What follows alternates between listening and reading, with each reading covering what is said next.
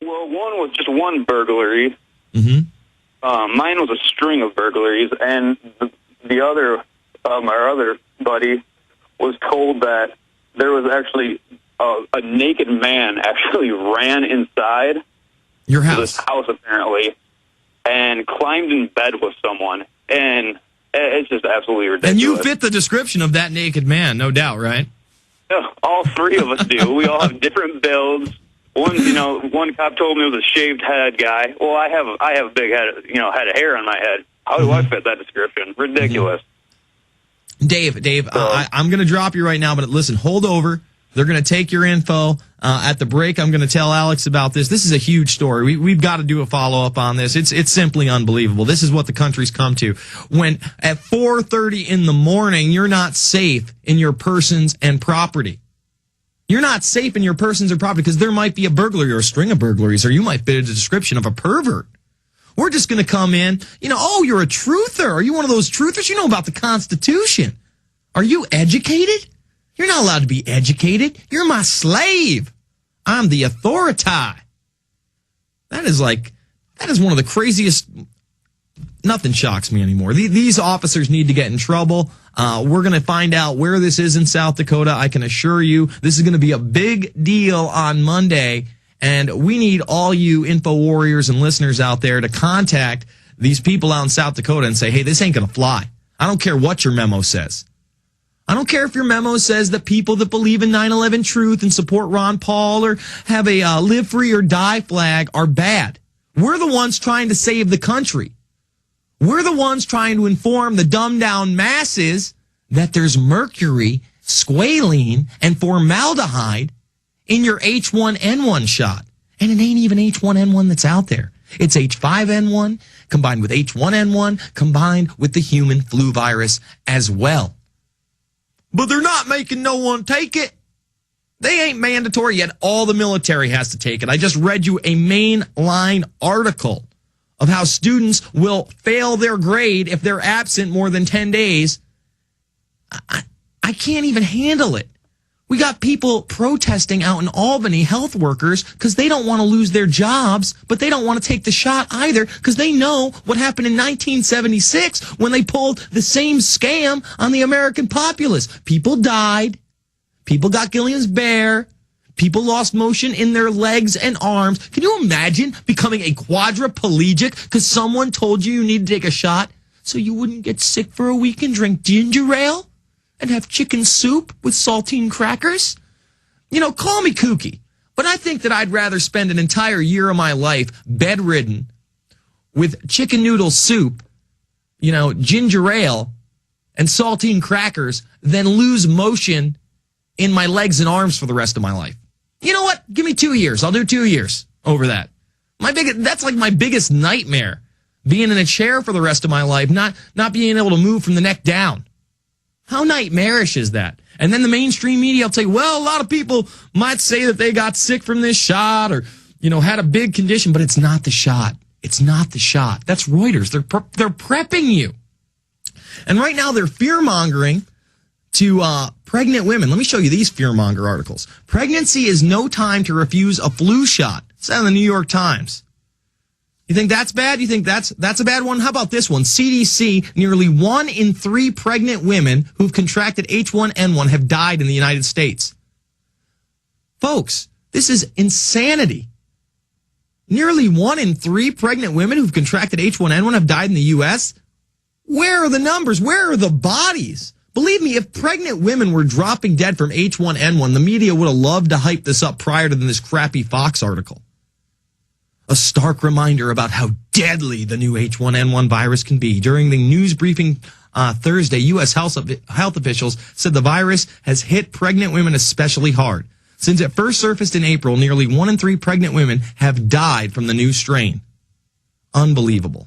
Unbelievable. All right, let's jump to another caller. Anthony in Pennsylvania. Anthony, you're on the line. Hey, how you doing? You were talking about 10-day truancy laws. Over here, actually, it's really not a law. Over here, it's 3 days. If you're absent for 3 days unexcused, your parents go to jail, you get visits from CPS and other things like that. And you have to pay fines in some places. All of a sudden, your kid doesn't go to school. And you're gonna, it's unbelievable. They can't squeeze us enough, Anthony. Yep. And Alex asked me to go get the No Place for Hate forms. I don't know if you're familiar with that from my school. I am not. Okay, well, it's an ADL-funded campaign where they say, oh, you can't say the president's bad or blah, blah, blah. You have to go to after-school clubs for training and all this crazy stuff. So I asked for a form because it says the police can be contacted if you say anything that offends anybody.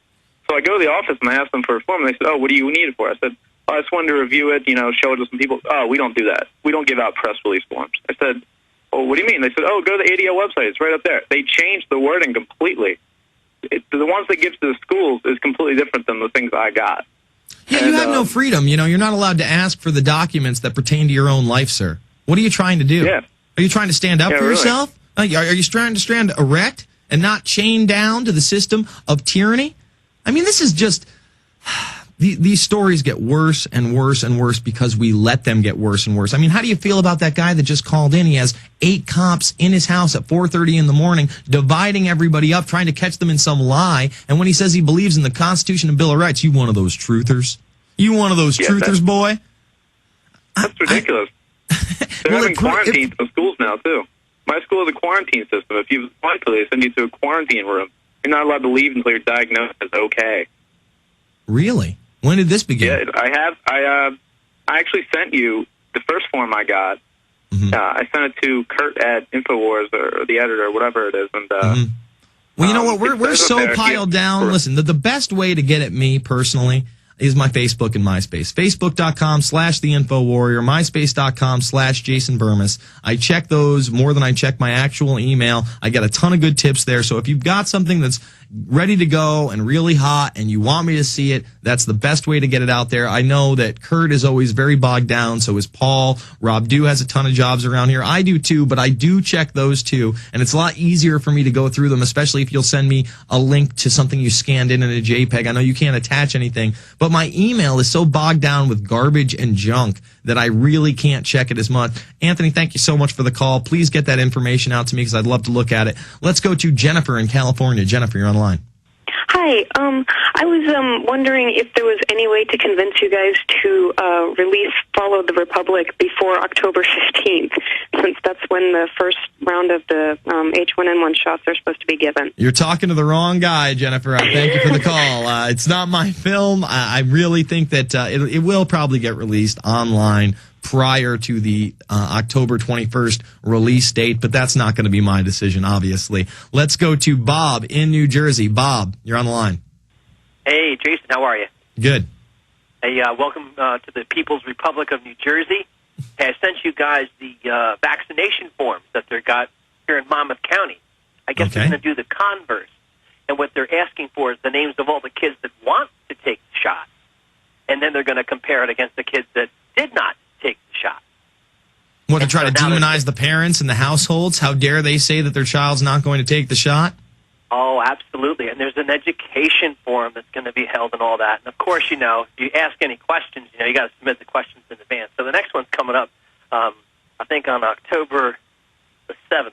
So we're going to be in touch with we're going to go out to the town hall and see if we can ask them about the squalene. Well, don't write that down as a question, sir. What you need to do is write down a really namby-pamby question, something that they're going to want to answer, such as, is it going to be bad if I don't take the shot right away? And they'll go to you right.